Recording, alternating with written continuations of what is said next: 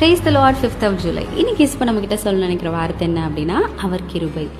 என் கால் சறுக்குகிறது என்று நான் சொல்லும்போது கர்த்தாவே உமது கிருபை என்னை தாங்குகிறதுன்னு சொல்லி சங்கீதத்தில் சொல்லப்பட்டிருக்கிறது.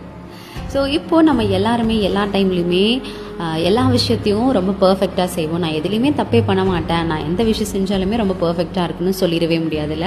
ஏதோ ஒரு நேரத்தில் கண்டிப்பாக நம்மளோட வீக்னஸ் தெரியும். நம்ம வந்துட்டு ஏதோ ஒரு தப்பான காரியத்தில் நம்ம விழுந்துடுவோம், இல்லை பாவமான காரியம் பண்ணிவிடுவோம், தப்பான டெசிஷன் எடுப்போம், நம்மளோட நம்பிக்கையெல்லாம் இழந்து போயிடுவோம். ஸோ எல்லா டைம்லையுமே எல்லாராலையும் ஸ்ட்ராங்காக இருக்கவே முடியாதுல்ல. ஸோ அந்த மாதிரி நம்ம ரொம்ப வீக் ஆகிறப்போவோ இல்லை நம்பிக்கை இழந்து இருக்கிறப்போவோ அது மாதிரியான நேரங்களில் என்ன ஆகுதான், அவருடைய கிருபை நம்மளை தாங்குகிறதுன்னு சொல்லிட்டு இந்த வசனத்தில் சொல்லப்பட்டிருக்கிறது.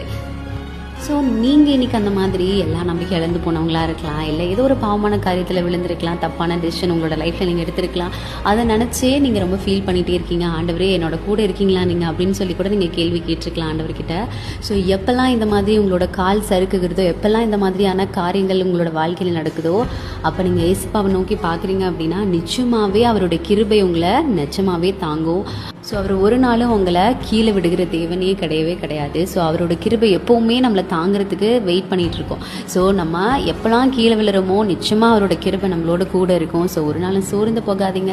மேபி இன்றைக்கு நீங்கள் அந்த மாதிரி நம்பிக்கை இழந்து போயிருந்துருக்கலாம். ஆண்டவரே நீங்கள் என் கூட இருக்கிறீங்களா, உங்களோட கரம் என்னோட கூட இருக்குதா அப்படின்னு சொல்லி கூட நீங்கள் யோசிக்கலாம். ஆனால் இன்றைக்கி உங்களுக்காக தான் ஏசப்பா சொல்கிறாங்க, அவர் உங்கள் கூட தான் இருக்கிறாரு. மீண்டும் எல்லாத்தையும் ரீஸ்டார்ட் பண்ணுங்கள், உங்களோட லைஃப்பை நியூவாக ஸ்டார்ட் பண்ணுற மாதிரி பண்ணுங்கள். அவர் உங்களோட கூட இருப்பார். நம்ம ஒவ்வொரு தடவை கீழே விழுறப்போ நிச்சயமாக அவரோட கரம் நம்மளை தாங்கி பிடிக்கும். அந்த நம்பிக்கையோட இந்த நாளை ஸ்டார்ட் பண்ணுங்கள். எல்லாவற்றையும் அவர் பார்த்துக்கொள்வார். So God bless you. Have a blessed day.